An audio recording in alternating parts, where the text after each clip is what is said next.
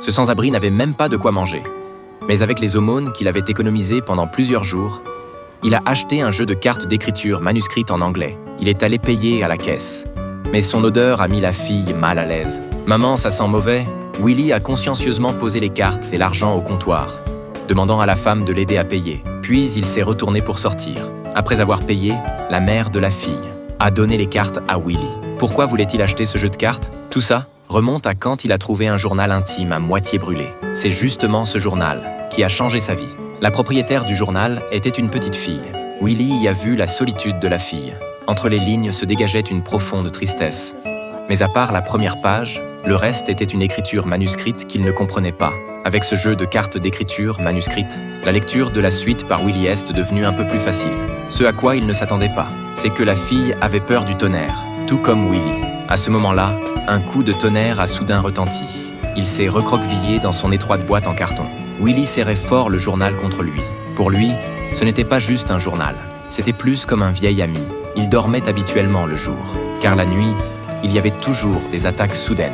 Récemment, Willy avait ainsi perdu son sac de couchage. Il était aussi devenu un oiseau de nuit. Les nuits étaient très calmes, mais aussi très solitaires. La fille, comme Willy, désirait ardemment des amis. Avant sa mort, sa mère la réconfortait toujours.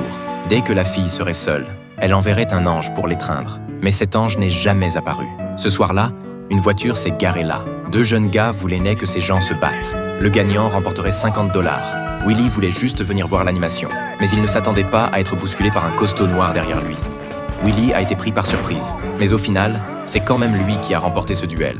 Le jeune est descendu de voiture, a tendu la prime à 2 mains, a levé la main de Willy, l'appelant le boxeur de carton. Ça faisait si longtemps que Willy n'avait pas été reconnu. Mais ces $50, il ne les a pas utilisés pour un bon repas. Il a loué une chambre avec un grand lit, il voulait retrouver la dignité d'une personne normale.